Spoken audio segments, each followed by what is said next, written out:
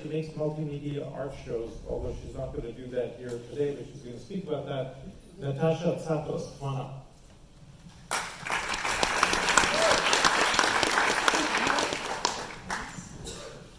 Good afternoon. I choose to move the microphone stand.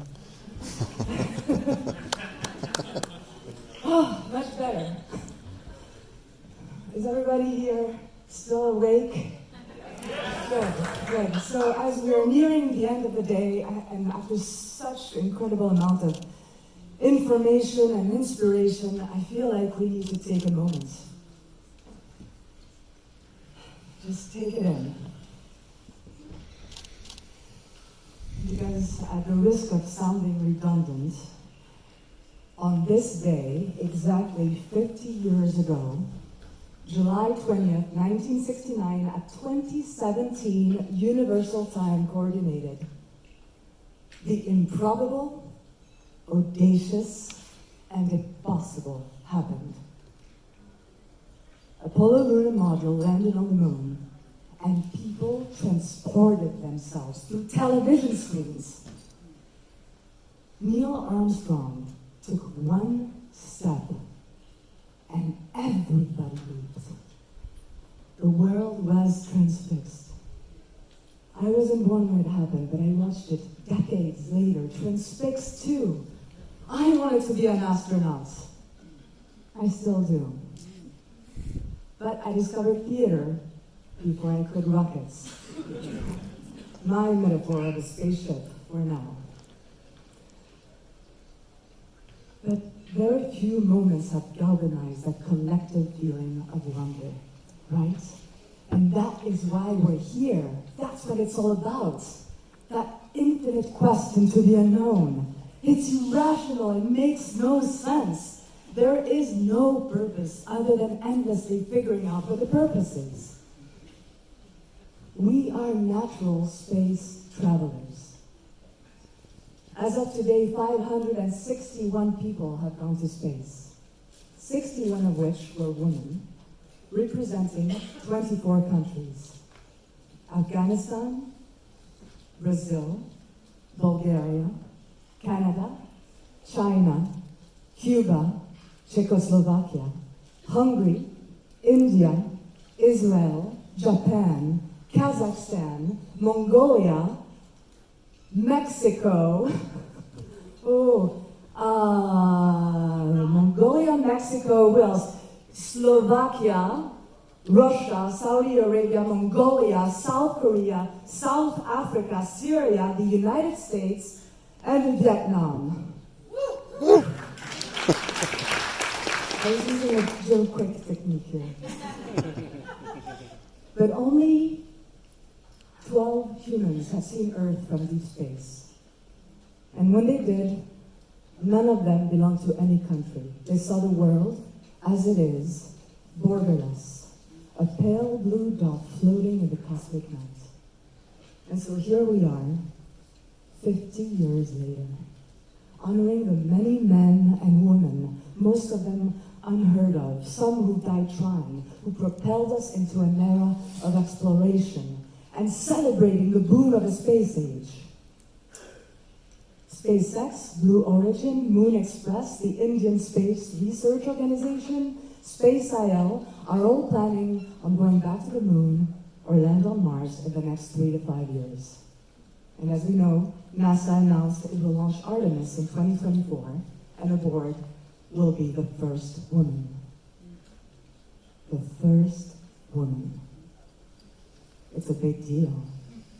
And it's about time.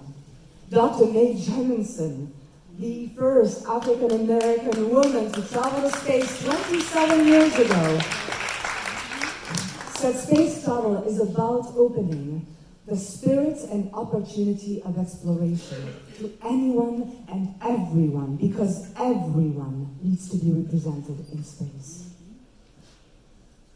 And so while we shoot for the moon, Mars, or the precious metals of asteroids, in the same galaxy is another planet orbiting the sun 4 times faster than a space shuttle, spinning on itself faster than a bullet, inhabited by billions of very peculiar aliens and millions of different life species, most of which have yet to be named and catalogued. That's us, living in a place we barely know, waking up to a time of exponential change we can barely understand.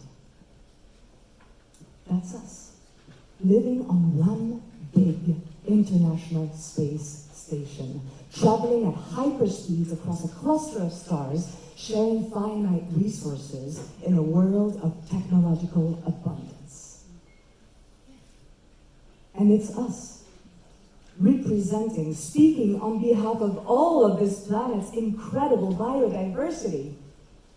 Animal, vegetal, mineral, our own human species. Green, pink, spiky, slimy, furry, masculine, feminine, tall, short, fat, thin, more melanin, less melanin, man-made words. Scientifically, we are part of one diverse, dynamic, delicate, and yes, dysfunctional, interconnected system. Culture. So raise your hand if you've ever dreamed of going to space, or if you want to go. Yes! Me too! In fact, I want to create shows for space. I want to bring extraordinary experiences to space. I want to catapult us out of mental orbit while we're out of orbit. So imagine how far we would be then.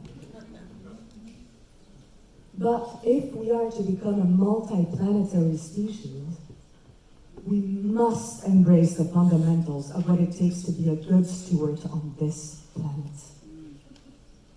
Think about the 18 countries orbiting us right now, cooperating on a daily basis, performing research for everybody down on Earth. What a hopeful example they set for us. Let's scale that. Our minds are expanding, our mental maps are changing. We are taking the whole 10 to the power 90 universe in. And thanks to the marvels of science, technology, and creativity, we can externalize our ambitions, propel ourselves at thousands of miles an hour, escape velocity, catch an orbit, and arrive elsewhere.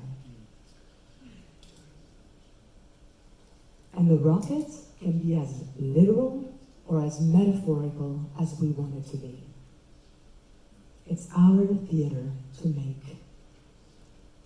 Because this is not just about the literal space, is it? It's about all kinds of spaces. Our headspace, our physical space, the space between us, within us, the space to grow, to dream, the space to be the best that we can be. But it's about applying the philosophy and learnings from the real astronauts, those who represent us and the best of our humanity.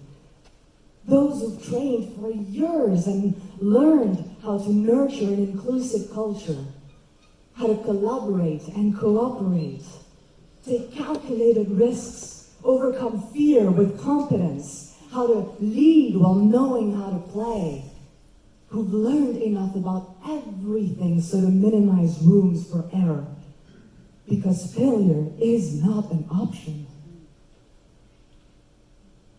We live in a time of magic, as Nancy Conrad likes to say. We do. Today we have supercomputing powers in our pockets, 1 million times more powerful than all of NASA had 50 years ago. Moonshot power at the tip of our fingers. Moonshot power to commit ourselves to solving the most improbable, audacious, and impossible challenges. From the oceans to the moon, from nebulas to Neuron.